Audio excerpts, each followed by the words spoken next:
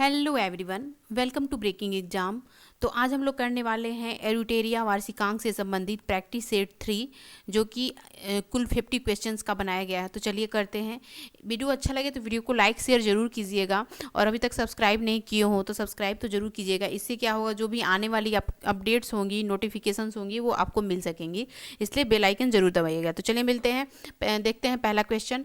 तो पहला क्वेश्चन है कि भारत सरकार ने सितंबर 2020 में खनिज संसाधन और भू विज्ञान के क्षेत्र में सहयोग के लिए किस देश के साथ समझौता किया है?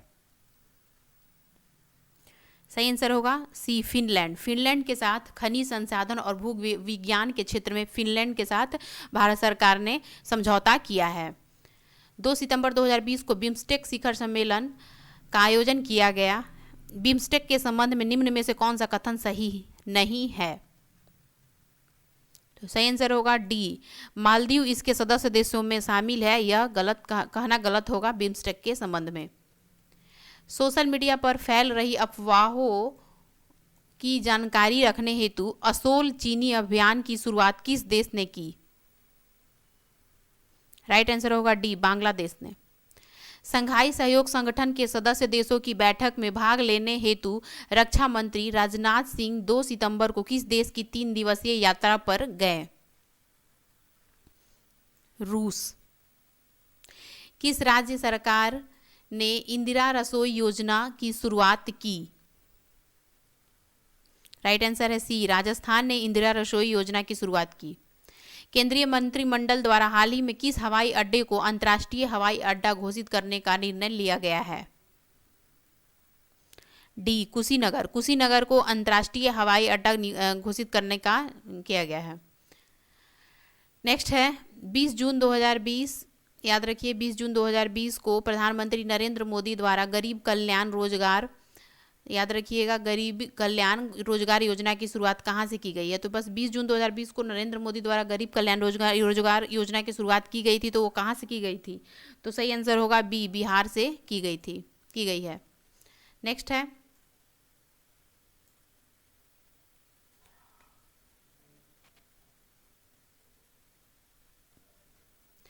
खोगोलछू पनबिजली परियोजना किस देश में संबंधित है?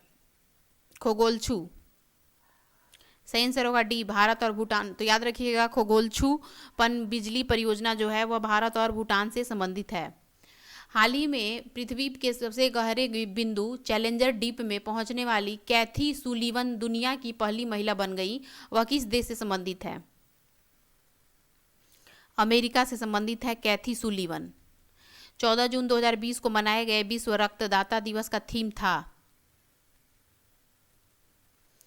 सी, सेफ ब्लड सेव्स लाइफ। मई 2020 में बंगाल की खाड़ी में आए चक्रवात को किस देश द्वारा अम्फान नाम दिया गया? थाईलैंड ने इसको अम्फान नाम दिया। किस राज्य में प्रस्तावित एटालिन जल विद्युत परियोजना के कारण जैव विविधता पर पड़ने वाले प्रभाव को लेकर पर्यावरण कार्यकर्ता इसे रद्द करने की मांग कर रहे हैं? बी, अरुणाचल प्रदेश में एटालिन जल विद्युत परियोजना के कारण जैव विविधता पर पड़ने वाले प्रभाव की वजह से विरोध किया जा रहा है। नेक्स्ट है जनवरी 2020 में किस कंपनी ने 2030 तक कार्बन निगेटिव होने की घोषणा की है? राइट आंसर है सी, माइक्रोसॉफ्ट ने। हाल ही में एडिडास का ब्रांड एम्बेसडर किसे नियुक्त किया गया? डी, मानुषी छिल्लर को। ग्लोबल जेंडर गैप इंडेक्स 2020 में भारत का स्थान रहा 112वां। बढ़ते हैं नेक्स्ट क्वेश्चन की ओर।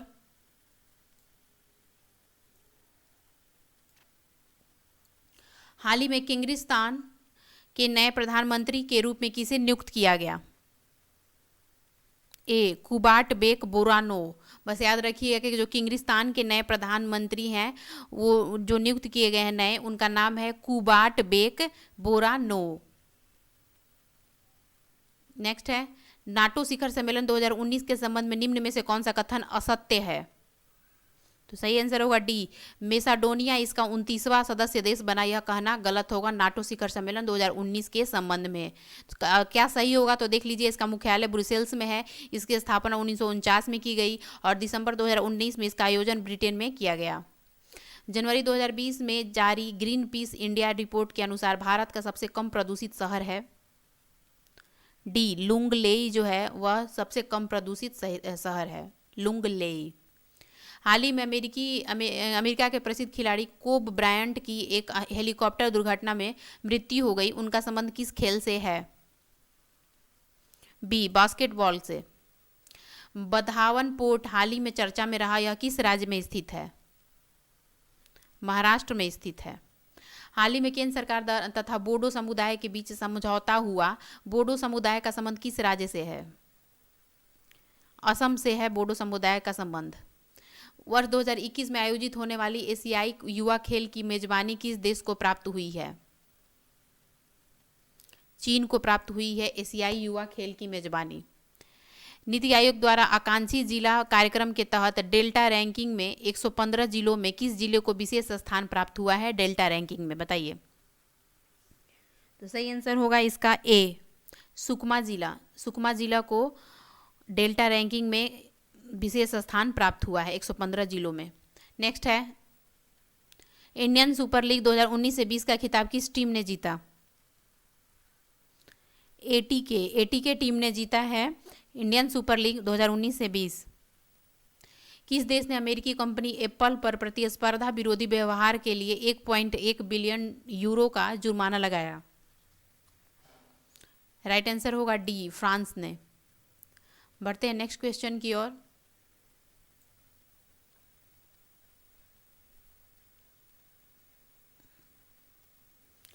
इसरो ने अंतरिक्ष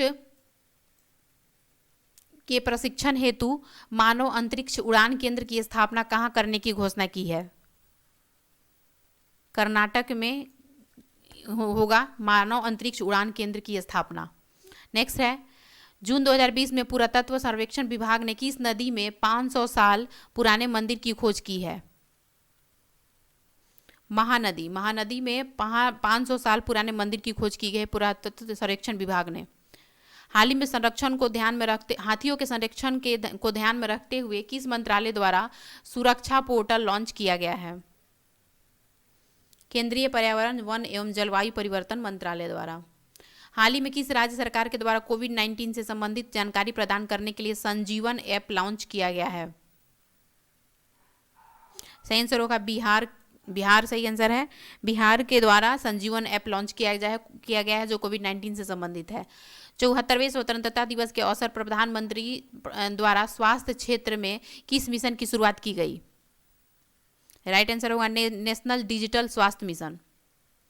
स्वच्छता सर्वेक्षण 2020 के संबंध में कौन सा कथन सत्य नहीं है? तो सही राइट आंसर होगा सी, राज्यों में सबसे स्वच्छ राज्य मध्य प्रदेश को चुना गया, यह कहना गलत होगा।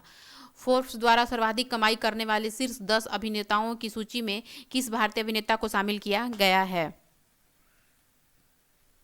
आंसर होगा डी, अक्षय कुमार को। हाल ही में सुप्रीम कोर्ट द्वारा हिंदू उत्तराधिकार अधिनियम पर फैसला सुनाया गया, यह किस वर्ष लाया गया था? 2005 में। मध्य प्रदेश सरकार ने किस व्यक्ति के नाम पर ग्वालियर चंबल एक्सप्रेसवे का नाम रखने का निर्णय लिया है? सही आंसर होगा ए, अटल बिहारी वाजपेयी। बढ़ते हैं नेक्स्ट क्वेश्चन की ओर। हाल ही में सुर्खियों में रहा भाद भूत परियोजना किस नदी पर निर्मित की जाएगी? नर्मदा नदी पर। नर्मदा नदी पर भाद भूत परियोजना निर्मित की जाएगी। किस भारतीय फुटबॉल खिलाड़ी के नाम पर सिक्किम में एक स्टेडियम का नाम रखा जाएगा? वाईचुंग भूटिया। भारत के सबसे लंबे नदी रोपवे जो 1.8 किलोमीटर का निर्माण किस नदी पर किया जाएगा? ब्रह्मपुत्र पर। हिम तेंदुओं के संरक्षण के लिए भारत का पहला हिम तेंदुआ संरक्षण केंद्र किस राज्य में खोला जाएगा? उत्तराखंड में। नेक्स्ट है, निम्न को सुमेलित कीजिए। तो पहले इसका सही आंसर देख लेते हैं। इसका सही आंसर होगा डी, यानी कि जो बरना है वह संबंधित है बिहार में है। फिर और उसके बाद दूसरा है ड्रैगन फ्लाई, तो यह संबंधित है केरल से। बोनालू संबंधित है तेलंगाना से और नुआखाई संबंधित है उड़ीसा से। याद रखिए, बरना बिहार, ड्रैगन फ्लाई केरल, बोनालू तेलंगाना, नुआखाई उड़ीसा। भारत का पहला इलेक्ट्रिक वाहन पार्क किस राज्य में स्थापित किया जाएगा? तमिलनाडु में। अगस्त माह में हुए लेबनान की राजधानी बेरूत में एक फैक्ट्री में किस गैस में विस्फोट के कारण काफ़ी क्षति हुई? सही आंसर होगा अमोनियम नाइट्रेट। आपको ऑप्शन में नाइट्राइट भी दे सकता है, तो आप याद रखिएगा नाइट्रेट। हाल ही में कैलिफोर्निया के डेथ वैली में वर्ष 1913 के बाद सर्वाधिक उच्चतम तापमान 54.4 डिग्री सेंटीग्रेड दर्ज किया गया। यह किस महादेश में स्थित है? यह स्थित है उत्तरी अमेरिका में। याद रखिएगा डेथ वैली कैलिफोर्निया के। अफ्रीका का वह अंतिम देश जिसे अगस्त 2020 में WHO ने पोलियो मुक्त घोषित कर दिया। सही आंसर क्या होगा?